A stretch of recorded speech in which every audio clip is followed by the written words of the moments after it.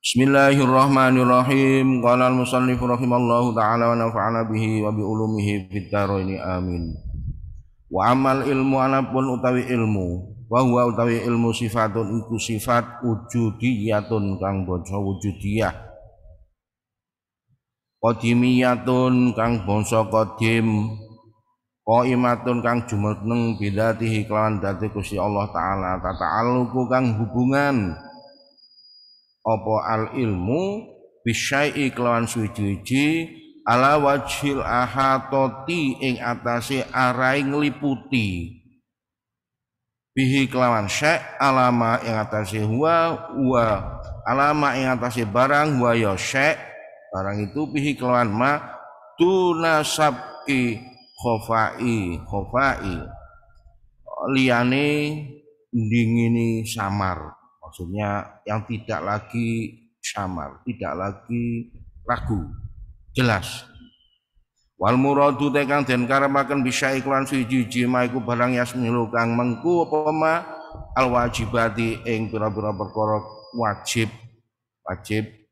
sifat wajib Gusti Allah pun wal mustahilati lan sifat pira-pira sifat mustahil Gusti Allah wal jaizatil dan jaiz kulliyataha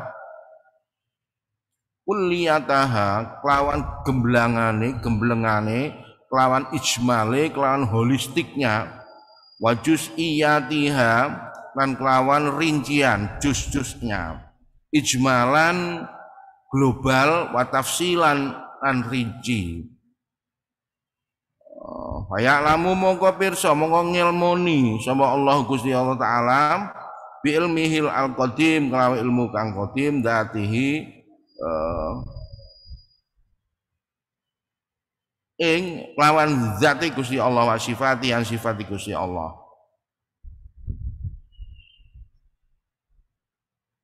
Hadirin rahimakumullah, sekarang kita membahas ilmu. Ilmu itu apa sih? Gusti Allah itu mempunyai sifat wajib ilmu. Kalau kita buka definisi ilmu itu adalah pengetahuan. Kalau kita buka definisi pengetahuan adalah informasi yang bla bla bla bla bla. Secara spesifik, secara khusus, secara definisi ilmiah, ilmu itu adalah pengetahuan yang terangkai dan sudah terbukti. Kalau pengetahuan itu informasi yang belum tentu terangkai dan terbukti. Nah, kalau di sini Kiai Musonef, Kiai yang mengarang kitab ini, yang menulis kitab itu mendefinisikan sebagai sifat wujudiyah, sifat yang barengi keberadaannya Gusti Allah. Kemudian sifatnya juga ilmu itu sifatnya qadim juga, nggak ada yang qadim itu dahulu, tidak ada yang mendahului. Qaimatan bidzatihi yang jumeneng yang menetap ada di zatnya Gusti Allah. Kalau kita rinci berdasarkan ilmu pengetahuan yang kita pelajari secara umum, berangkat dari ilmu itu sebuah pengetahuan atau informasi meliputi segala sesuatu yang diciptakan oleh Allah sudah barang tentu.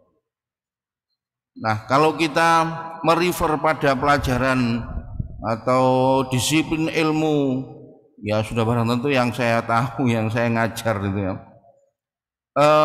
Pertama itu substansinya, karakter substansi properti. Jadi kalau kita bicara batu itu apa sih? Ya substansinya itu ya material yang terangkai dari unsur-unsur tertentu itu. Itu properti. Kemudian lebih detail lagi tentang hubungannya dengan ada apa dengan batu itu. Kalau kita bahas tentang keterkaitannya dengan energi, ya kita harus menyinggung formulasi persamaan dalam bentuk batu atau material yang diam itu ada apanya. Ternyata sudah ada energinya, sudah ada gayanya. Ini masih ada dalam kerangka dimensi ruang, itu sudah ada energinya. Bapak Ibu yang saya hormati, kita tahu bahwa misalkan batu itu kita taruh di ketinggian tertentu, Meskipun kita tidak ada dorongan apa-apa, dia punya energi.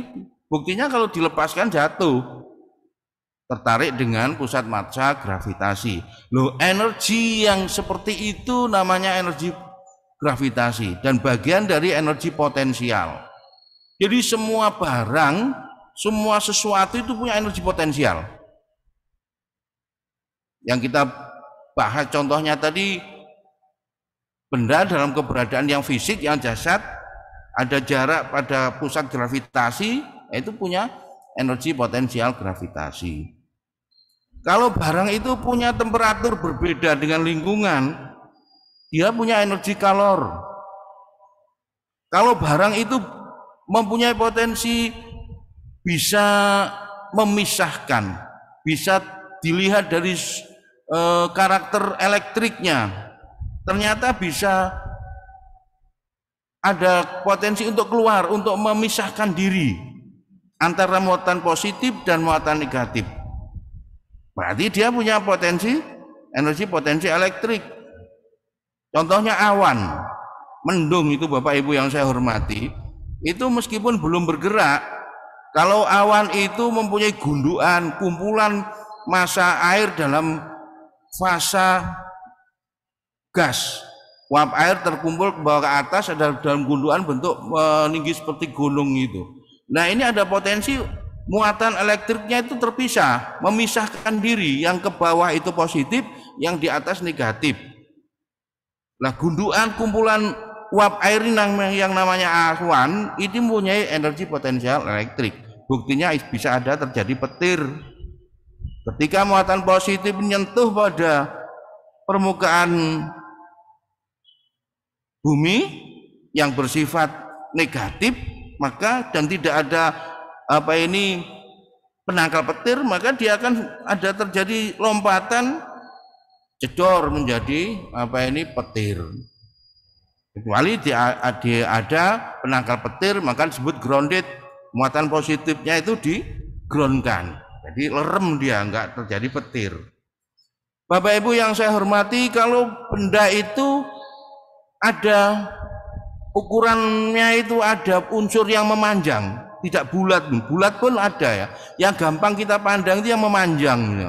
Ini ada potensi untuk memisahkan medan magnet utara dan selatan, maka dia punya potensi medan magnet.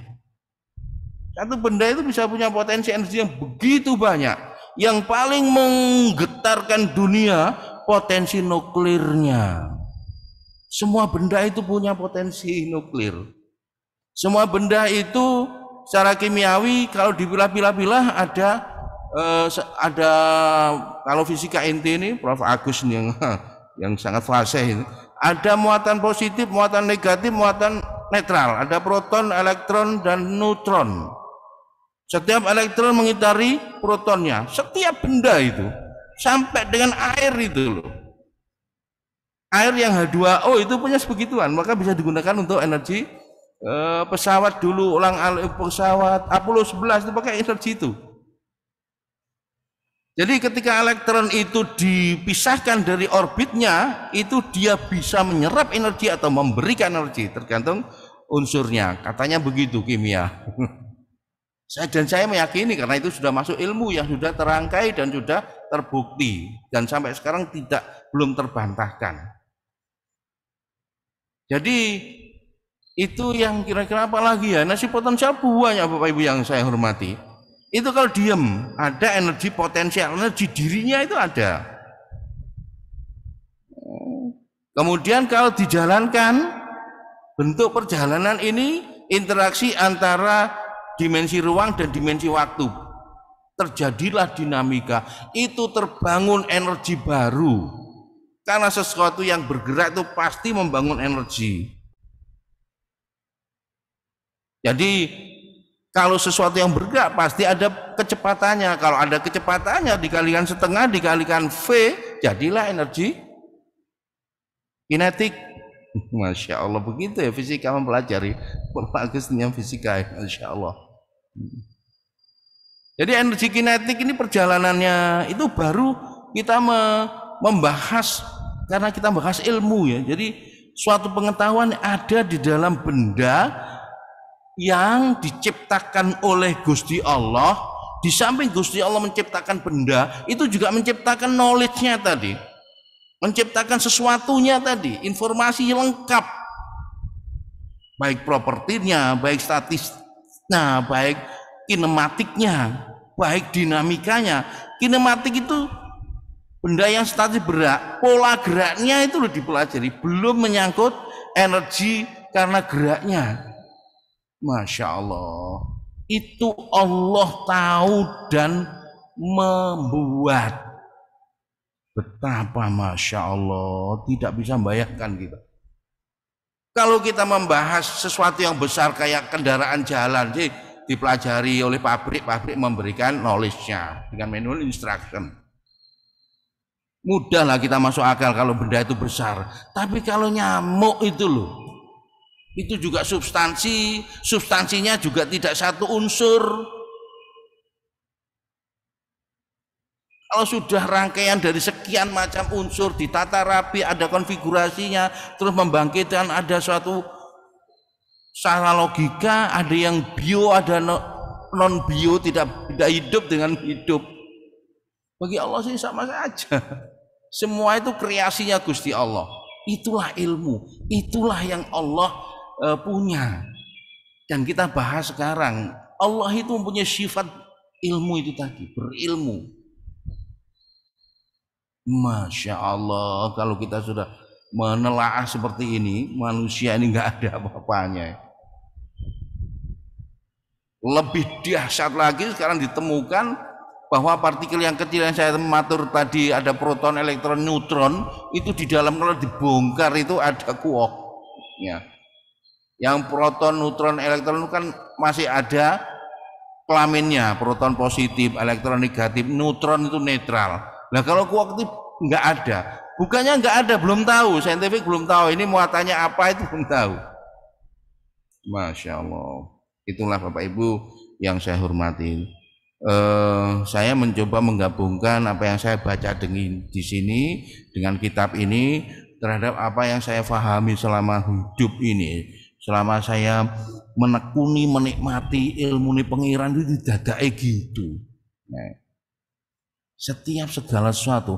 Ini tadi baru saja kita berbicara sebuah material yang status dirinya sendiri itu punya energi, punya potensi untuk bergerak. Kalau sudah bergerak dikonotasikan, dianalogkan dengan manusia, ya potensi beramal.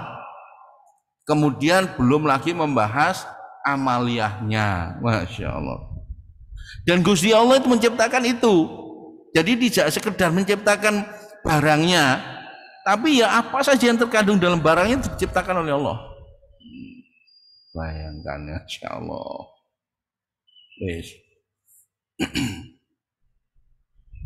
Dan segala sesuatu itu baik yang terkait dengan kewajiban, sifat wajib Gusti Allah maupun sifat mustahil dan sifat jaiznya Gusti Allah. Duna sabi khawfai, tanpa ada keraguan sama sekali. Tanpa ada keraguan sama sekali. Fik dan hak. Jadi segala sesuatu kalau kita pelajari yang benar, hak, fix, itu kokoh, eksis. Kalau tidak betul akan sirna, akan tidak ada. Segala sesuatu yang bisa bertahan itu adalah segala sesuatu yang betul. Oh, gini-gini kan ada kaidahnya juga. Qul ja'al haqqu wa zahaqal batil. Katakanlah informasi yang hak maksudnya itu sudah datang. Kalau kita bayangkan pada zaman jahiliyah Nabi Muhammad SAW awal diutus itu kan menghadapi masyarakat yang jahiliyah. Jahiliyah itu penuh dengan kebatilan. Datang informasi yang betul. Informasi betul ini yang akan eksis. Yang batil akan sirna. Sudah barang tentu itu. Dan sangat masuk akal gitu. Apapun yang tidak betul itu akan tidak tahan lama. Orang yang tidak jujur, bojok juga nggak bisa tahan lama. Ada ketidakjujuran satu kali, dalam mempertahankan ketidakjujuran itu dalam detik tertentu, dia memerlukan ketidakjujuran yang lain. Semakin lama semakin banyak ketidakjujuran, ambrol akhirnya akan nggak mampu menutup-nutupi ketidakjujuran itu. Jadi ketidakhakan, yaitu yang batil, kalau dipertahankan ya otomatis menghabiskan energi dan sia-sia. Beda dengan yang hak, meskipun secara fisik terasa tidak enak kita ucapkan, tapi itu efektivitas, efisiensi energi kita sangat nyata. Bayangkan kita tidak usah pura-pura membuat ketidakjujuran yang lain. Wah, enak apa anane diomongno. Percaya untuk pangeran bahwa iki kabeh apa yang diciptakan oleh Gusti Allah pasti ada hikmah. Pasti itu. Dengan demikian kan efektif kita mengerange potensi energi kita itu loh, dalam rangka menasarufkan tuh efektif sesuai dengan apa yang kita inginkan dan efisien, tidak banyak buang-buang waktu. Tuh ini kenikmatannya orang jujur, masya Allah. Kenikmatannya kita menempati pada posisi yang hak. Saya sering mengatakan bahwa betapa kita harus mensyukuri ilmu yang sudah diturunkan dari kaidahnya dari Gusti Allah melalui nabi-nabi. Updated terakhir, informasi terakhir adalah Al-Quran, itu meliputi informasi kitab-kitab sebelumnya dan mengcover kitab-kitab sebelumnya, dan itu sampai sekarang betul kita pelajari terus sampai sekarang ini. Kalau tidak betul ya sirna. Buktinya eksis ini betul gitu loh. Bukti lagi apabila kita mempelajari baik yang sifatnya eksplisit religius maupun yang tidak, selagi ada sanadnya kepada sumber-sumber yang mengatakan ilmu itu dan itu akhirnya notok pada Kanjeng Nabi, ya itu yang betul.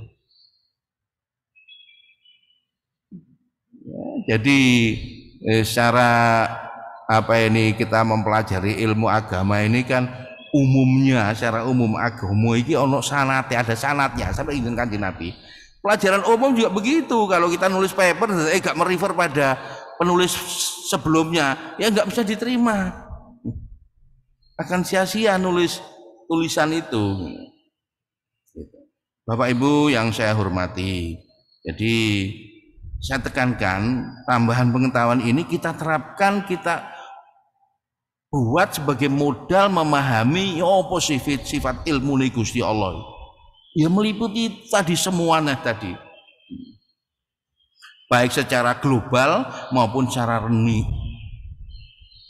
Kalau kita memandang satu pandangan kita tertuju pada pohon kita tertuju pada satu daun kita tertuju pada inside daun itu, pasti rapi sekali. Rangkaian struktur daun ini loh, substansinya dan konfigurasinya, tatanan dari substansi satu dengan yang lain rapi sekali. Masya Allah, luar biasa itu. Ya itu maksudnya juz'iyah wa tafsilan, juz'iyan wa tafsilan.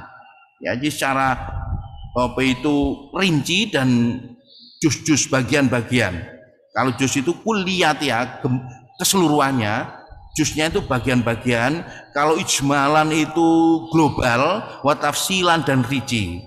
Wa ya'lamu mongko pirsa sapa Gusti Allah bilmihi kelawan sifat ilmune Gusti Allah al-qadim kang qadim. Ndak tahu ing ya. Ndate Gusti Allah sifatahu ing sifate Gusti Allah. Jadi sifat ilmunya itu pada zatnya Gusti Allah, pada sifat wajibnya Gusti Allah. Wa ya'lamu lan pirsa sapa Gusti Allah adamal mustahili ing adami sifat mustahil. Nek mustahil itu negatif, adam itu negatif, jadi positif. Jadi Gusti Allah itu jelas mempunyai sifat mustahil, kelemahan misalnya. Lemah itu kan negatif, mustahil negatif. Di total menjadi positif. Bukan tidak pergi, artinya ya pergi. Jadi sebenarnya konteks logika matematika itu ya betul, negatif kali negatif sama dengan positif itu betul.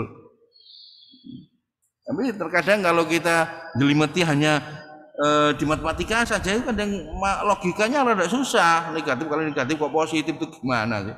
Tapi kalau dikontekkan dengan kalimat itu menjadi masuk akal. Terus lebih menarik lagi, bukannya saya bukan tidak pergi. Ayo, ada negatif jajar 3. Ada negatif di jajar yang jumlahnya itu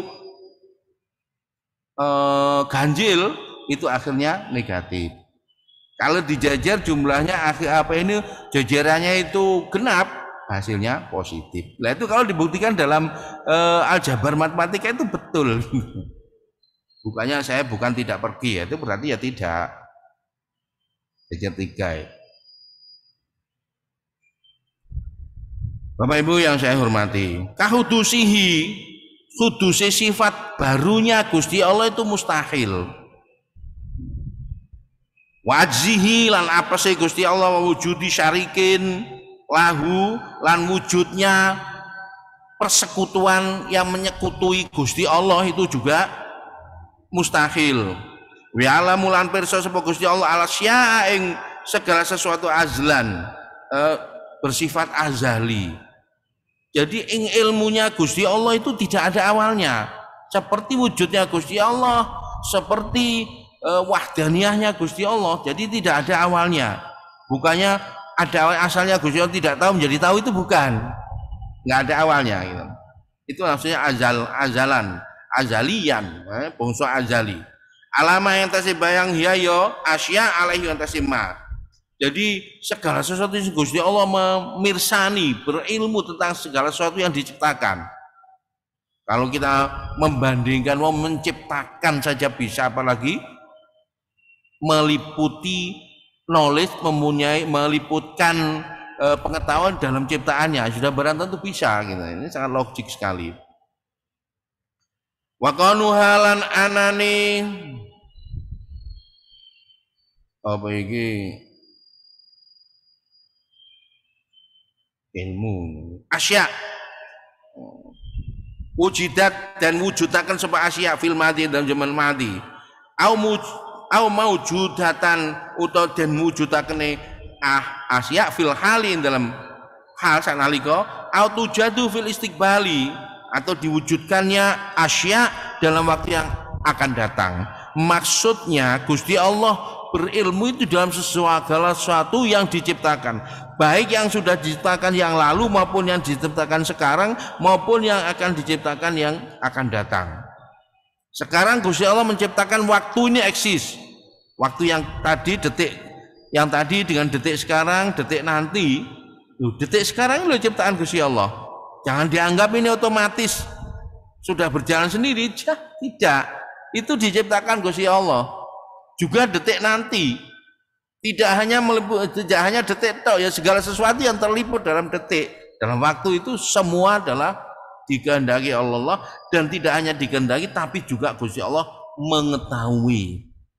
Nah, waditul ilmi utai perlawanane ilmu al-jahlu iku bodoh. Jadi kalau ilmu itu sifat wajib Gusti Allah, al-jahlu itu sifat mustahil Gusti Allah. Hadirin rahimakumullah.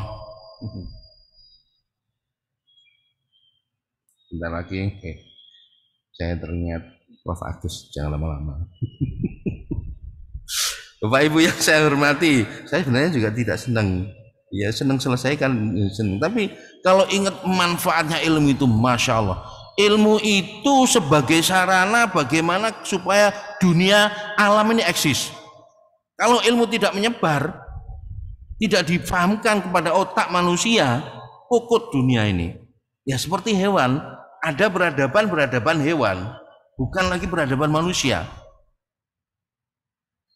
Jadi membuat dunia atau alam ini eksis dan beradab itu karena otaknya manusia diisi oleh ilmu. Dan sebagai tambahan, saya kemarin mendengarkan ceramah ketika mendatangi haflah akhirus sanah, apa itu acara akhir tahun di Pondok Langitan, anak saya di sana kelas 3 aliyah luar. Itu ilmu itu kalau hanya diamalkan itu seperti lampu yang melip-melip sekali. Kalau tidak diamalkan lampunya nggak hidup. Artinya ilmu itu begitu. Tapi kalau diajarkan, disampaikan kepada yang lain, diajarkan itu tidak harus mengajar kita membahas semua ini, tidak. Pokoknya membahas kepada yang lain, bahwa anak putra jenengan, putra kita, famili kita, atau di mutolaah sendiri dengan membicarakan, ngandani siapa yang bisa kita ngandani, itu sudah seperti bintang yang cemerlang, yang bersinar. Semakin banyak yang mendengarkan, semakin banyak yang terciprati dengan adanya pemahaman itu, semakin semakin bersinar, semakin terang begitu. Dan itu artinya membuat eksistensi kehidupan ini tampak. Kita bayangkan kalau ilmu itu enggak ada, caranya ilmu enggak ada gimana? Ulama orang pintar-pintar dicabut nyawanya oleh Allah Subhanahu wa taala. Generasi penerus tidak mau belajar, generasi yang lalu sudah dipundut oleh Gusti Allah, akhirnya enggak ada. Kalau enggak ada itu ya gimana lagi, nanti semakin redup ya peradaban akan habis. Kembali ke peradaban jahiliyah, kembali peradaban hewan. Naudzubillah. Jadi nun sewu saja idealnya Pak Guru itu harus mempunyai obsesi, muridnya harus lebih pintar. Jangan sampai ada guru nun sewu saja, ada dosen yang seakan-akan dia superior, selalu lebih pintar dari mahasiswa. Itu keliru menurut saya. Harus mempunyai obsesi bahwa mahasiswanya itu bisa mengembangkan ilmu lebih besar, lebih luas timbang gurunya. Soalnya secara filosofi kalau begitu nanti murid ini ngajarkan lagi semakin berkembang ilmu. Tapi kalau sebaliknya, kalau berpatokan mahasiswa paling maksimum oleh 80 misalnya, kok ngajar anak mana, muridnya mana ya oleh 80 mana, akhirnya habis ilmu, nggak berkembang. Hadirin rahimakumullah. Ini meyakinkan kita. Jadi mari kita dalam memahami ilmu apa saja. Pokoknya duduk ilmu haram, ilmu santet itu haram panjenengan tuh. Selain ilmu yang begituan, ilmu hitam itu kan hukumnya wajib, minimal fardu kifayah. Tidak ada yang sunnah. Jadi hukumnya ilmu itu mempelajari hanya wajib dan haram. Nah, haram itu yang tidak dibolehkan, yang untuk ilmu tenung, ilmu setan itu.